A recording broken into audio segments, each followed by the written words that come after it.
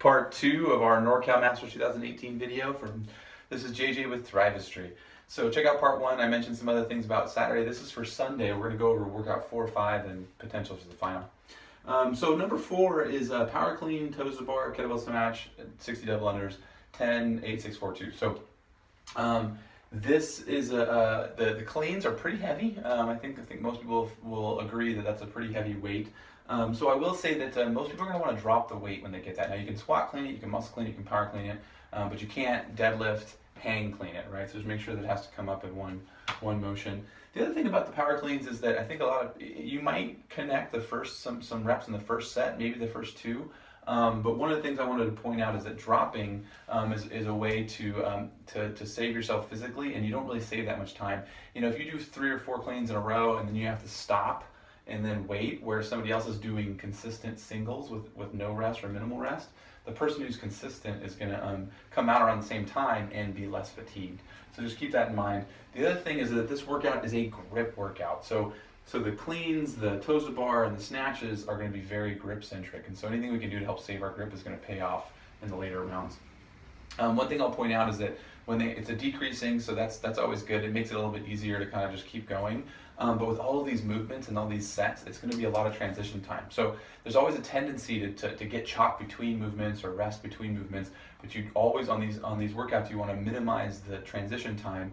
You know, so if you're dropping your clean, you can go right into the toes to bar with little or no rest and just get a couple reps done, then get chalk. That's always going to be better than trying to, you know, do a last set of cleans unbroken and then have to rest because you're so fatigued and you can't get your first set of toes to bar. So try to minimize the because you're going to get a little bit of rest anyway on the transition, but minimize that transition time. But yes, this is a grip workout. We didn't do a lot of grip stuff on Saturday, so your grip shouldn't be too fatigued. I mean, rowing shouldn't be a terrible grip thing. And then the kettlebell swings, pull-ups is kind of grippy, but it shouldn't be too bad. But what's going to happen is if you then go for a big set of toes to bar, that could tax your grip, and then you're doing the kettlebell snatches, which is also grip, especially because you have to lower that kettlebell every single time. And so just be aware of that. So thinking about, you know, breaking up the toes to bar with minimal rest might pay off because it's going to allow you to go faster on the other movements. Now, if you are a toes to bar person and grip's not a problem for you, unbroken is definitely the way to go. But again, if your grip tends to get really blown up on movements, then you're going to want to break up those toes to bar. So for the kettlebell snatches are one of those movements that not a lot of people are familiar with. Definitely practice those beforehand.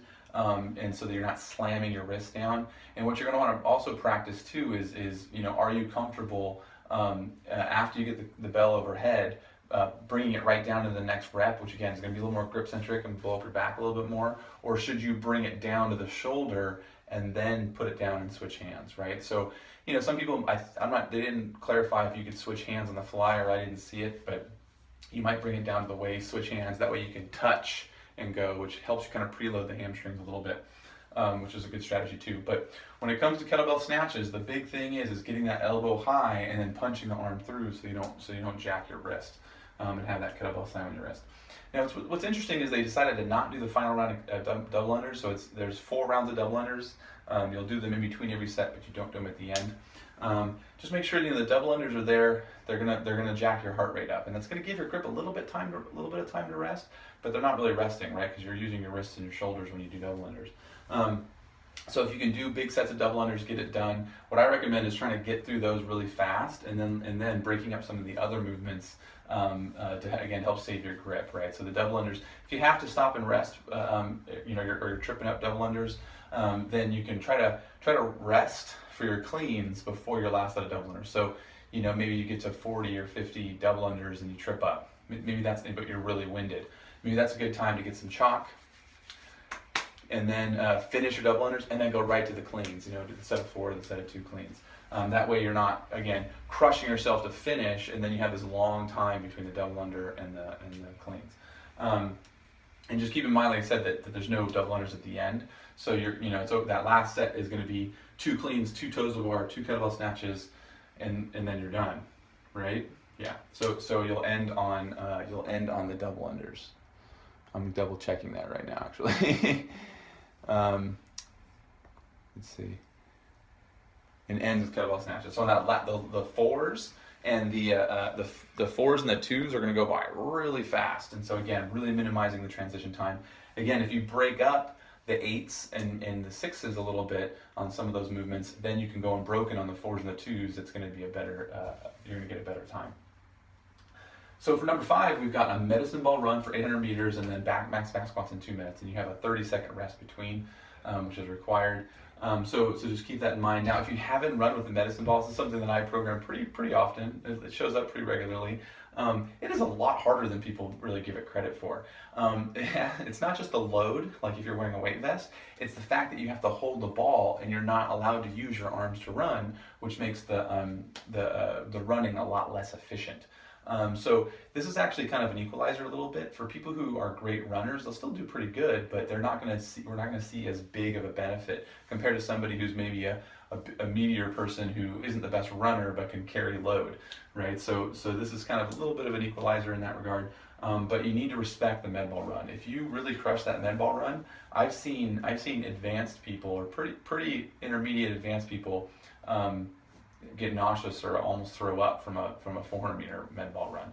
So you can really pin it on this one, which would hammer you in the second workout. So again, if you don't have a lot of experience running with the medicine ball, start conservative and then speed up as you come into the end. When it comes to holding the medicine ball, it's usually best if you just do it on the shoulder and then switch arms occasionally. Running with it out in front, you're using this and it kind of pulls you forward and kind of blows up your low back a little bit. So having that weight, and then you can use your other arm to run with.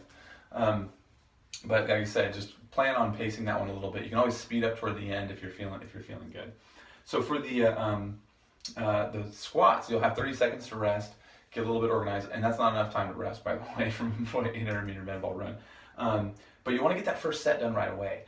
Just go ahead and get that bar up, get it on your back, get a set in. Don't plan on going big. I think a lot of people will have a strategy in mind where they're going to start with a set of 10 or start with 15, go for a big set. And the problem with that is that if you're trying so hard to stick to your plan, like to get 15, for example, and you're really grinding out 14 and 15 because you're still winded from the med ball run, and it throws everything else off. So you're better off being conservative on that first one and being a little bit short on your first set because you still haven't recovered from the run yet.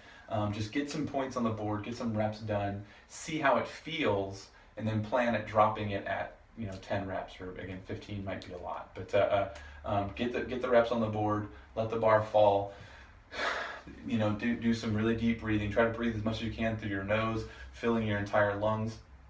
If you didn't belt up for the first 30 seconds, belt up now for sure. Then go back and do the steady pace. And so you're better off kind of having consistent sets. That first set might be a little bit small, and then you may try to meet it or do a few more reps in your second set, depending on how that first one felt. And then again, plan on resting. Now, if you're feeling good during your second set, you may break it up into 2 sets with a pause at the top, right? So you don't have to pick the bar back up. 2 minutes is not a long time, but I do recommend getting that first set done, dropping the bar, and then making a decision. Am I going to keep the bar on my back the rest of the time, or I'm going to drop it one more time? So during your second set, like I said, maybe this is at about a minute into it, you're going to pick that bar up and start doing your set, and you maybe do a set of 5, shake the legs out, do a set of 5, and by having those pauses and what you can do to time yourself, if you can't see a clock, is count your breaths. So maybe you do 5 squats and then count 5 breaths. 1, 2, 3, 4, 5, and then do your next set of 5. Now, if it's a lighter weight for you, maybe it's bigger sets and shorter rests. But you can count your breaths to make sure that you're not going too hard. But definitely, unless you're a back squat ninja, or beast, what I would do is plan on at least dropping the bar one time, just to kind of refocus and get set. And if you're feeling good, just take a couple breaths, try to bring your heart rate down a little bit, and then finish out the other 2 minutes without putting the bar down, just resting it with it on your back. When you're resting too, depending on your shoulder mobility too, this can kind of bind people up. You may take one arm out and kind of shake your arm out before putting it back on to hold it. I do recommend for most people a high bar squat is actually going to be better. When we're doing these high volume squats, we don't necessarily want to do the low bar. The low bar creates that tilt of the torso. It also makes the judging of the squat depth really tricky. And so this and on low bars, they have a hard time opening their hips because the bar wants to fall off at that point, right? So if you have a low bar position, it's going to make the judging, you're going to get no rep. So by having it in a high bar position, that keeps the torso more upright, and then that's going to prevent the low back from blowing up on these longer efforts, and also for when you're resting and things too. Now with the hips, make sure you're opening your hips. Again, when people start repping out squats when they're light or medium weight and they're trying to go fast, they tend to stay in this forward position. So you want to make sure you open the hips. And this is true for just about everything, is that whenever we're doing this and we're working with the judge, you always want to start your sets with a very, very clean, deliberate reps that the judge can see and make sure that you're doing them properly.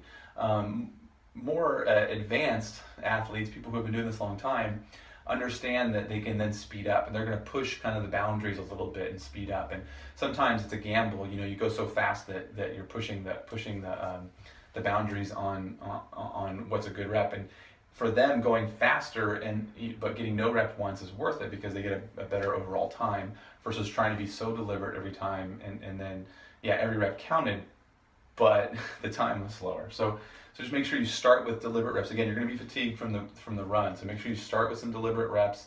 And again, dropping that bar is also a time for you to talk to your judge and be like, is it good, or am I everything working? If you start repping it out and the judge is saying no rep, and you don't know what's going on, you could try to sit there and discuss it with them with the bar on your back, or you could just try to meet it. If you can't, stop what you're doing and ask, what am I doing wrong? What do you need to see so that I can do it for the judge? Now with this one, Ollie shoes, right?